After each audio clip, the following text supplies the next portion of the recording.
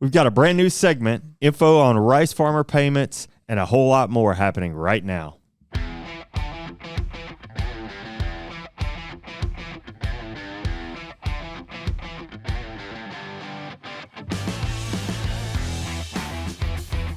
You're listening to the Arkansas AgCast, where we discuss the latest news, trends, and issues impacting Arkansas farmers and ranchers. Our show is brought to you by the Arkansas Farm Bureau Federation. Alrighty, it's Thursday. And you know We're what here. that means. Yeah. We You look are cozy. here. Man, I came prepared this time.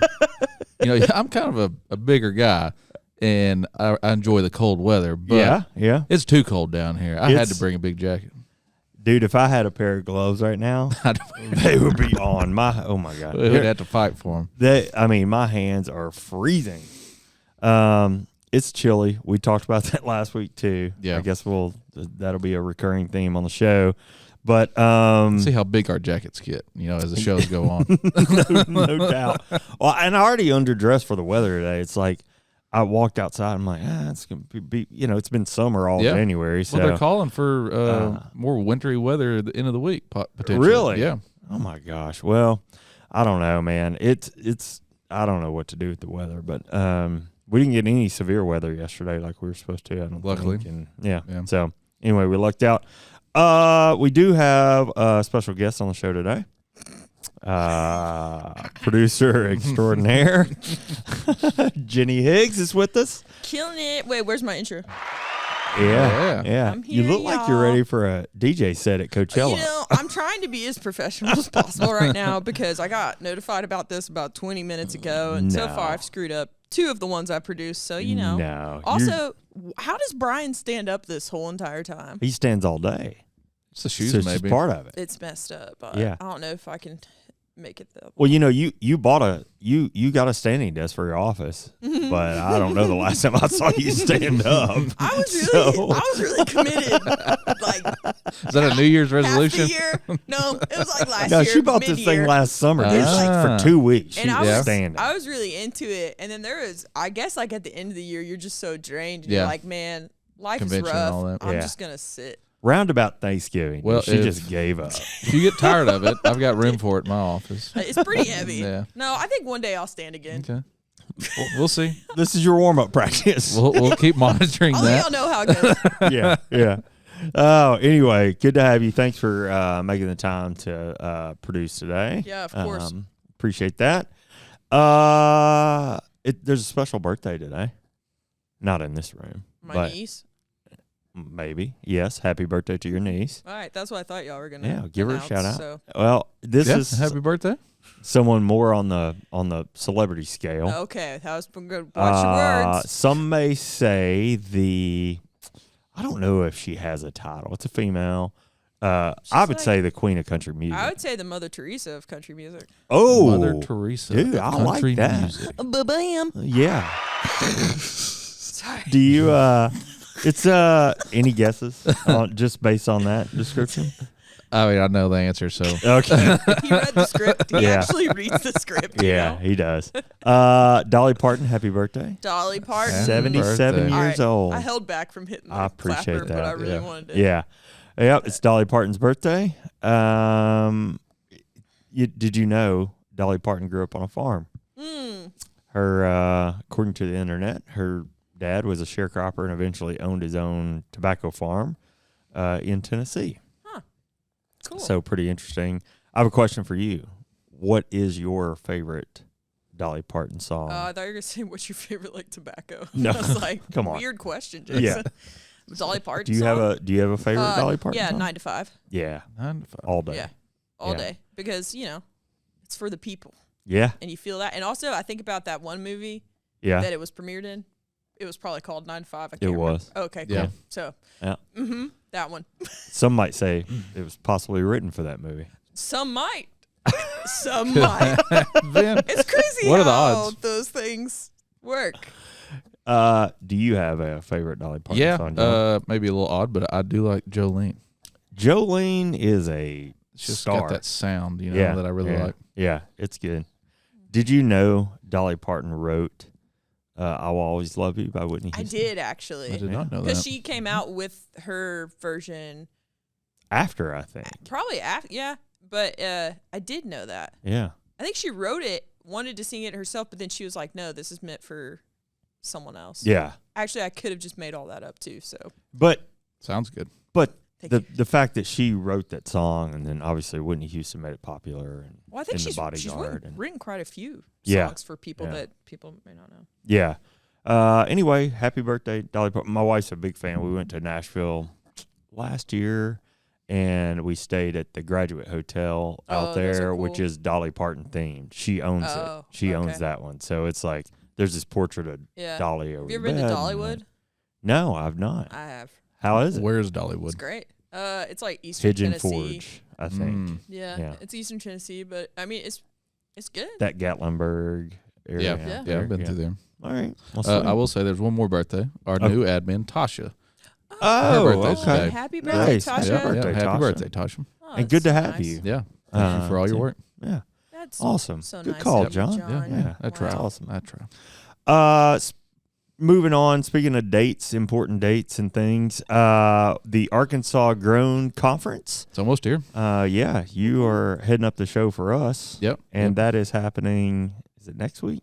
Yeah, 25th to 28th. Okay. Trade show will start on the 26th, I believe. Featuring, boom, Yep. yours truly, the We'll Arkansas AgCast. be live. I say featuring. I mean, Bam. I don't Yeah. know if anybody's featuring us, but we will be there. Yeah. Broadcasting from the trade show. And well, I mean, what's this event about? Local foods. Yeah. Arkansas Grown. Yeah, I mean, everybody knows the Arkansas Grown label. Yeah, sure. Yeah. There's also the Arkansas Made label, but this one's more focused on Arkansas Grown. And it also is going to take the place of some old, specialty crop conferences, meetings and stuff Yeah. like that. Yeah. And it's bringing a lot of associations into the same, building, roof, same opportunity to network and learn more about, how we can progress within the industry here in the state. Awesome. Well, that is happening, like you said, January 25th through the 28th at the Embassy Suites here in Little Rock. And it is sold out. Oh, sold Yeah. out. Oh, Nice. so don't try and They- go. They announced yesterday that the registration's full. Man, that is awesome. Yeah. Okay, cool. Well, we'll be there broadcasting, as you said, the AgCast a week from today, Thursday. And, hope to see you there. Hopefully we'll have some people from the planning committee or something or the Department of Agriculture that we can interview too. Yeah. So Yeah, I hope so. look forward to that. Talk a little bit more about the show then. Also coming up January 31st, our winter commodity meetings. If you're supposed to be there, you probably know about it already. But if you're involved in one of the commodity divisions here at Farm Bureau, we want to see you there. That's happening again January 31st. Yep. Registration starts at 8. Lunch at 11:30, 11 o'clock.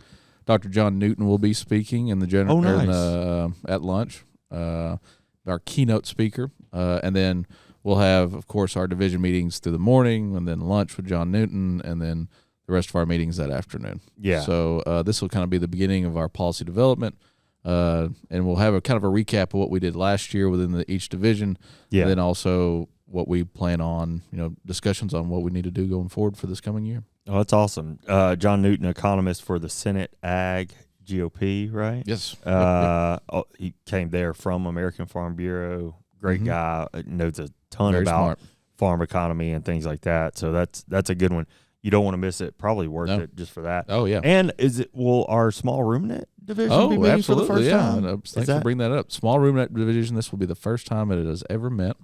I'm not sure what time it'll be in the morning or afternoon. Uh-huh. It's already said. I just don't have the calendar in front of me Yeah, sure. or schedule. But yeah, that's a new division, man. That's pretty exciting. I've only been here 3 years now. We already have I think new the division. first division in 15 years or something. Don't quote me on that, but like something like 15 I'm not real years. sure, but yeah. that just goes to show you how much small ruminant productions, goats and sheep, has ramped up in the state. Big deal, man. Big deal. So cool. Which was also a result of the policy process this year. Yep. So I think the last thing I've got is the ag census deadline. Starting to see a huge push on this. We've talked about it the past couple of weeks, but please participate in this. It gets your voice heard. It gets the data that you're experiencing on your farm out there. if you're a farmer, you've heard the ag census before. You don't need to hear any more from me. But February 6th is the deadline this year. nas.usda.gov/ag census, or I bet you can just Google 2023 ag census and find it somewhere. So go fill that out. Yeah, like I said last week, the more participation in that we get, the better. Yep, that's that's the truth. All right, well, we promised at the opening of the show that we'd have a new segment this week, and that's what we're gonna do.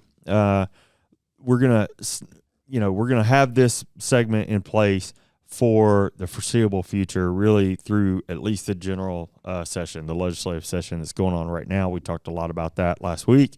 That general session's moving and progressing on here in Arkansas. And we'd really just like to keep you informed about the activities that impact you that are happening down there. So it's my pleasure to share the inaugural ARFB Legislative Update segment. That's a working title, but that's what we'll call it for today. We'll figure out an intro at some point. Yeah, that's what we should. We need a like a Sunday for that. Yeah. Yeah. I think we just found our voiceover. All right, we kicked off the week with a holiday, but both chambers and the House convened on Tuesday. On Wednesday, the House Insurance and Commerce Committee met to discuss House Bill 1049, sponsored by Representative Stephen Meeks, a Republican of Greenbrier.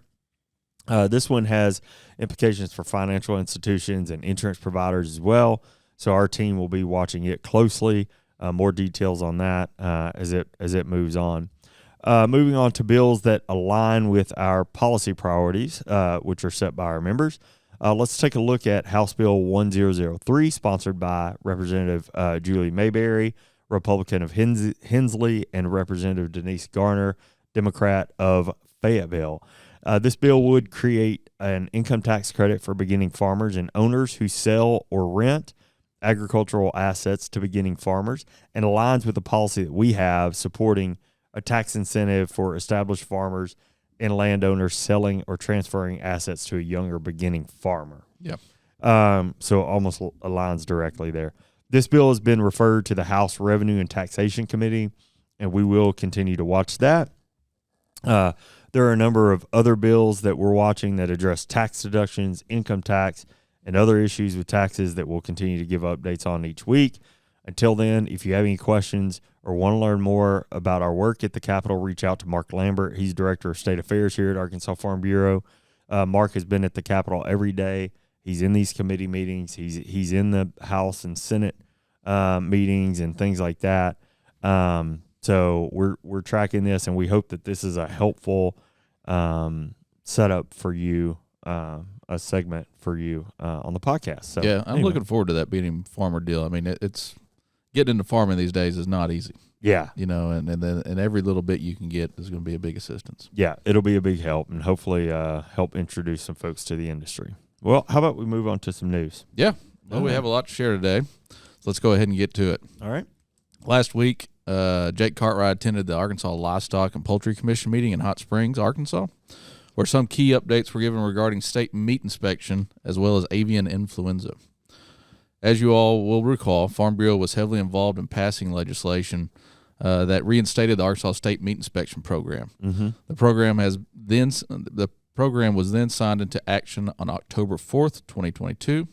Since then, the Department of Agriculture has been busy organizing the program and making sure they meet required standards such as food safety. Pun intended? No? Well, you know what? Producing this is such a gem just to see the comedic aspect of everything. Yeah. Well, it was announced at the meeting that 2 inspectors have been hired and are currently going through training with the USDA Food Safety Inspection Service. Along with the inspectors, the program currently has 2 facilities in the state, signed up with several more facilities interested in joining. Nice. Yeah, that's a pretty big deal. Yeah. I'm excited to see that they've made 2 hires there. Yeah. We've been waiting on that for a few years, as well as what facilities were going to come up and how many. So yeah, and it sounds like we got more coming too. Yeah, nice. So with the addition of Arkansas, 29 states now participate in the MPI Meat and Poultry Inspection Program. USDA FSIS, or Food Safety Inspection Service, provides up to 50% of the state's operating funds, as well as training and other assistance. In the states with MPI programs, establishments have the option to apply for federal or state inspection, but product produced under the state inspection is limited to interstate commerce unless the producing establishment participates in the cooperative interstate shipment program. So that was kind of one question we had. We going into the legislative issues was how do we sell that beef across state lines, and I think that's still kind of in the works. Yeah, sounds like it. Avian influenza was another topic that was brought up at the meeting. This has been an issue here in Arkansas and as of January 18th, 2023, which just a few days ago, there are no active cases in the state.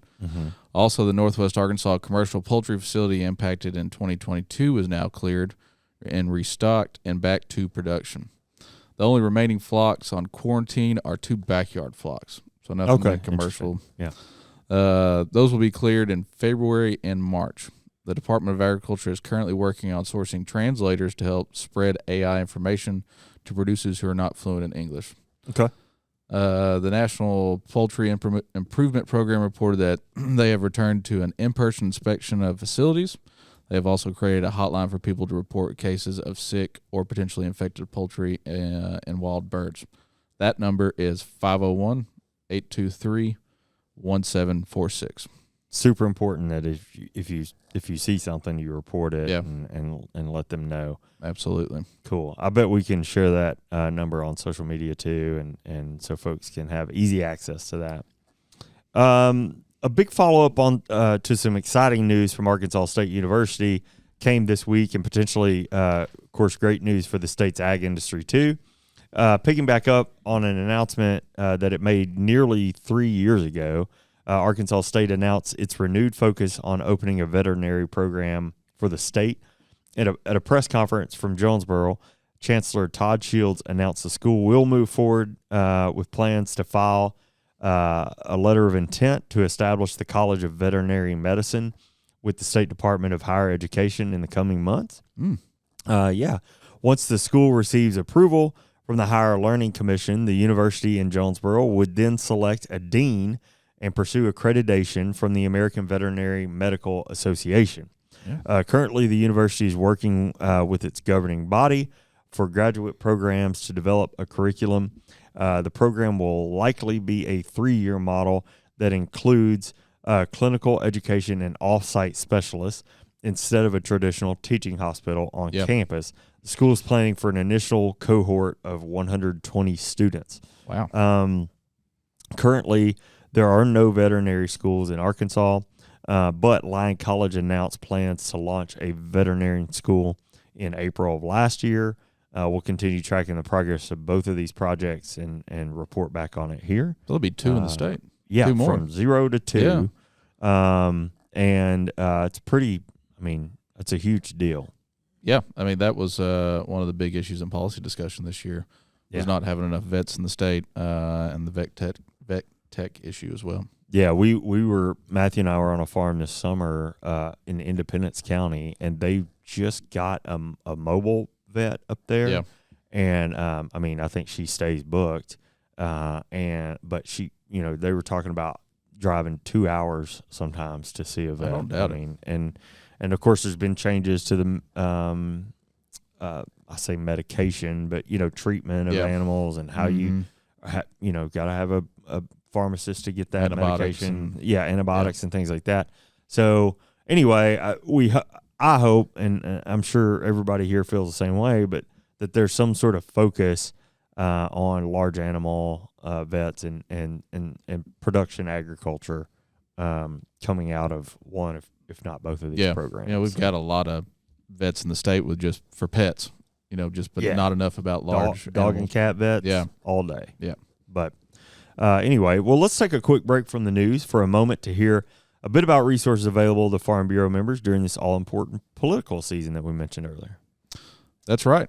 If you listen to the show, the General Assembly kicked off a new legislative session, and our team here at Farm Bureau has built a library of resources for taking the news from the Capitol and engaging with your elected officials. Yeah, that's right. And if you'd like to stay up to date with all the action at the state capitol, sign up for our bi-weekly legislative updates by texting ARFB to 52866. To access our full political directory, which includes all elected officials in the state and their contact information, check out arkelect.com where you'll find that and much more. Awesome. Well, all right. Let's get back to the news. Yep. As mentioned here before, last month President Biden signed the fiscal year omnibus appropriations bill, which includes $250 million in funding for a one-time payment to rice producers, and since that time, producers have had a lot of questions. To help answer those questions, last week, Hunter Byram, assistant professor and extension economist, Jared Harkey, extension and rice economist, and Harrison Pittman, director of the National Agricultural Law Center, published a fact sheet for the U of A System Division of Ag that serves as a frequently asked questions tool with lots of answers. Byram said, "We know there would be a lot of questions, and we wanted to have ready information for Arkansas rice farmers to make sound decisions for the 2023 growing season." Nice. Jared Harkey urged farmers to stay in the know and be cautious with payment expectations. While this assistance will be key to growers remaining profitable, caution should also be exercised regarding expectations about how much each grower will receive and how that impacts their planning and operation for the 2023 season, Harkey said. To access the fact sheet, you can go to uaex.uada.edu and search the fact sheet number F as in Frank, S as in Sierra, right? A as in Alpha, and 68. I'm so terrible at that. It's also posted on their Twitter account, and we shared it on Twitter this morning as well. Nice. Also, should mention, Senator John Bozeman was a big help with opening up this money to the rice producers. And for his efforts, Arkansas Farm Bureau President Rich Hillman wrote a letter to the senator thanking him for his hard work. In that letter, he also encouraged the senator to remain diligent in the rule-making process, ensuring that this money comes back to the producers who grow and harvest the crop. Yep, super important there. Man, I think the amount, as you mentioned, is $250 million. Help well needed for financial support for the rising input costs, or really the historically high input costs last year. So good to see it. Yeah, and if you go into that fact sheet, you'll see where their plans are on how to pay it out, what those payments are based on. Oh, nice. I won't go into detail here, but sure. It's all in that fact sheet. It's a really nice tool. Yeah, good one. All right, well, we'll round out today with some disappointing news for the Arkansas labor force and timber industry. Structureland Mass Timber Corporation, a timber manufacturer based in Canada, announced this week that it will be suspending operations at its Conway facility and laying off workers. The company points to the loss of a, quote, major client, end quote, for the decision. It's unclear how many will lose their jobs, but based on reporting from Arkansas Business, about 130 people work at the facility, which opened in 2021. Yeah. Structureland did not give specifics, but said it has been released from an exclusive production agreement and able to take on new customers.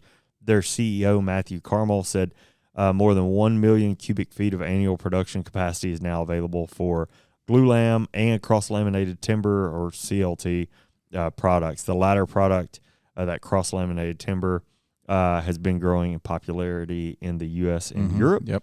Structureland said it chose to make Conway the focus of its U.S. expansion because of the city's proximity to Arkansas forest land. So there you go. It's tough to hear. I know. I've been in that facility before, and it is top notch. Yeah. And for the forestry industry, we were really looking forward to that being another opportunity for us to grow the industry in the state and try to be more competitive. So I don't know. Yeah. Well, I mean, a little worried. Operations suspended. Yeah. That's not necessarily a permanent thing. And I think with opportunity and like we said, with the rising interest in this product, the CLT product, hopefully somebody will come in and say, we want to buy that product. Surely. So, we got plenty of timber out there to produce it. Conway sits on I-40 east and west. So,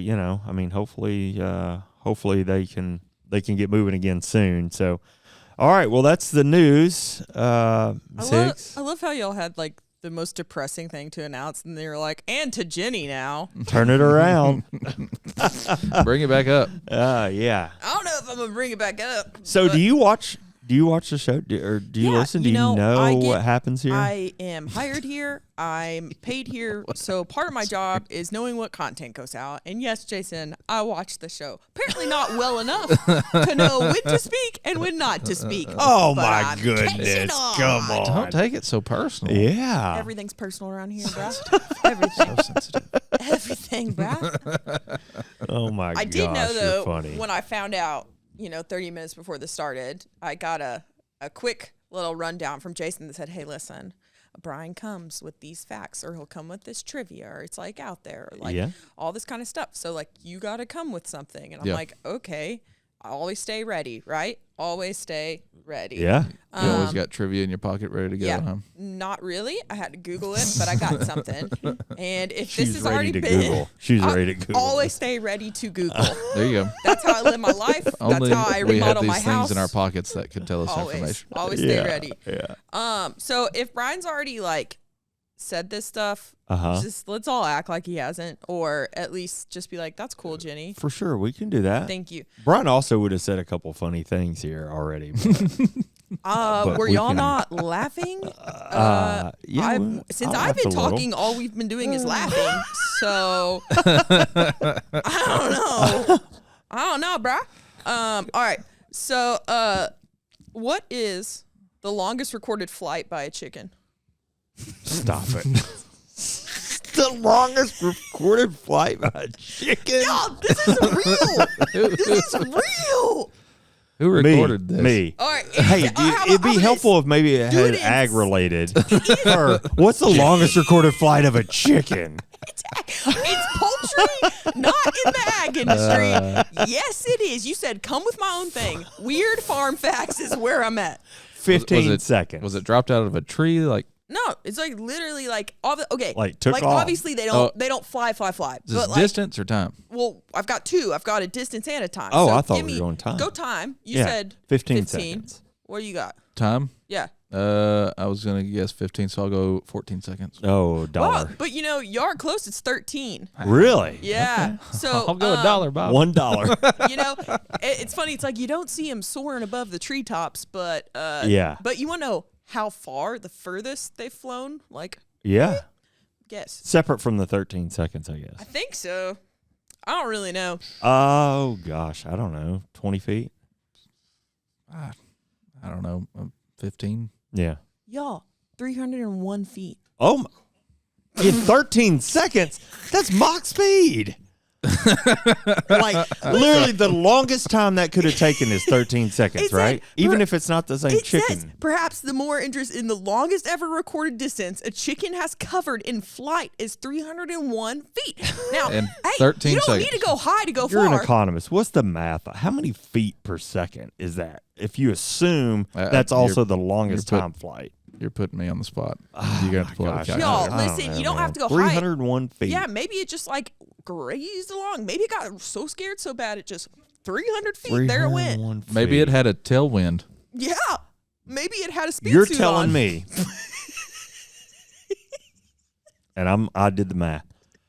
23 feet per second that chicken was moving. Dude, Don't believe it. 23 feet per I don't second? believe it. Y'all, Anyway. it's the internet. Anyway, All right. all right. Whatever. All right. Yeah. All right. Okay, here's my next one. God, 23. That's the fastest chicken. Oh, It's my gosh. next one. This, y'all are gonna hate this. How fast can a pig run a mile? How fast? Wait a second. What did you? Where'd you How find fast this can a information? pig run a mile? Yeah. By the way, I just did the conversion. 23 feet per second is 15 miles an hour. That chicken Possible? can fly 15 miles an hour? Think about it.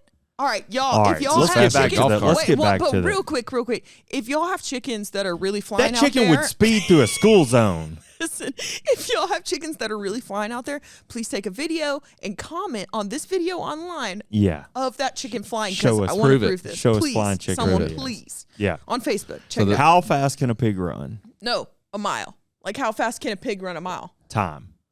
Yeah. So just take the average mile. Like how fast? So think about yourself. 15 minutes. I got a solid 15-minute mile. And think about a pig. I think a pig could do it in 12. Okay. Yeah, I'll go. You bid $1 again. Yeah, I'll bid $1 again, and I'll say 12:01. Everyone hated him on The Price is Right. I know it. I know it. FYI, everyone hates you I on The know Price it. is Right. I'm just feeling real lazy Y'all, today. get this. Pigs can Okay. run a mile in 7 minutes. 7 minutes. They have 2 more legs than you do. Dude. So double the speed. 7 It minutes? says, did you know average runner can cover a mile between 7 and 10 minutes, which would be accurate. Yeah. If you're new to running, it'll probably take you around 12 to 15. Or just Jason Or is if always you're just living me. in 15. Yeah. And as it turns out, pigs can run a mile in 7 minutes. That means your odds of winning a race against a pig may be lower than you thought. Yeah. Go Hogs. Yeah, dude. I'm not keeping up with that pig Go show. Hogs. So- I mean, I can give y'all one more, or if y'all are like, Jenny, we're done with this nonsense. I would imagine a feral hog would be able to run faster, right? Oh, Probably. for sure, This was man. just So an if you average caught 7 yourself in a minutes. situation, Well, feral hogs, like everyone talks about, like how I need to get in better dangerous shape. They'll take it your is. legs That's what out I too. mean. Yeah. Yeah. Yeah. All right, so- one more. all right. We'll be quick. Fine. How many miles of flight does it take for a beehive to make 1 pound of honey? ooh, Miles of flight to 1 pound of honey.